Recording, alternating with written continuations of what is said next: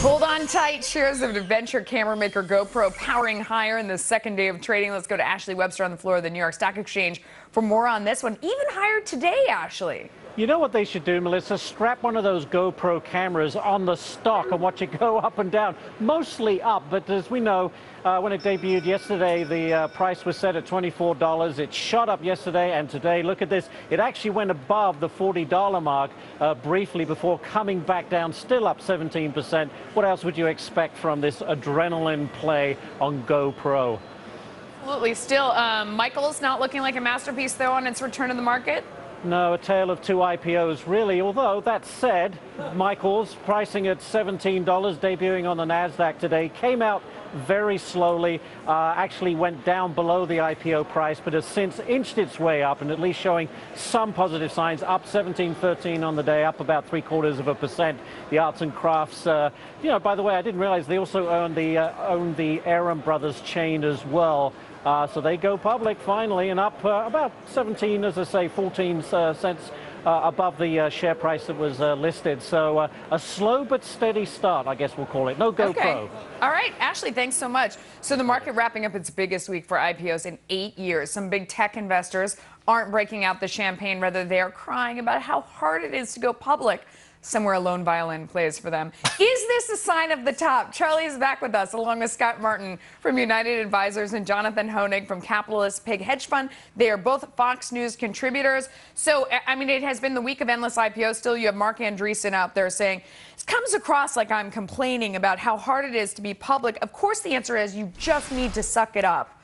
I mean, poor IPO guys getting out there and making a fortune. Jonathan, ridiculous? No, well, we should be happy they're getting out there and making a fortune, Melissa. We should be happy that deals are getting done and still being priced. I don't think this is the death of the IPO market at all. As you pointed out, it was an extremely busy week for IPOs. And you know when you'll tell the death comes when you see the IPOs start coming public and just falling flat. Think back to 1999 and 2000. I don't think it's so much the death of the IPO. I think it's more of a sign of the top, that you have a zillion coming out. It's the most in whatever we say, 8 years. And then you have people complaining about how hard it is when here everyone's doing it. How hard could it be? What do you think? Go ahead, Scott. You're right. Everybody is doing it. But here's the thing, Melissa. I mean, Andreessen's complaining about the pricing, I think, more than anything. You know, he's talking about back in the 90s with Netscape and some of these other companies coming out at a $2 billion valuation was kind of the status quo.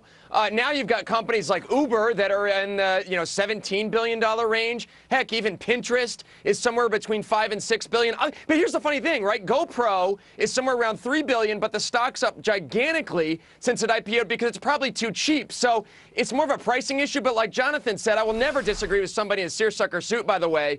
There's demand for this stuff, and that's why the prices are going up. Charlie? I'm not quite sure what Andreessen's complaining about. I mean, is he complaining about the regulations that you have to He's talking about for the young companies, there's such a microscope on you. Every part of your business ends up being connected. It ends up being tied back to your stock price and morale. And wow. Oh, too bad, pal. Yeah. I mean, that's what you want to be a public company. You're going to have some regulations you have to follow. I will say this, though.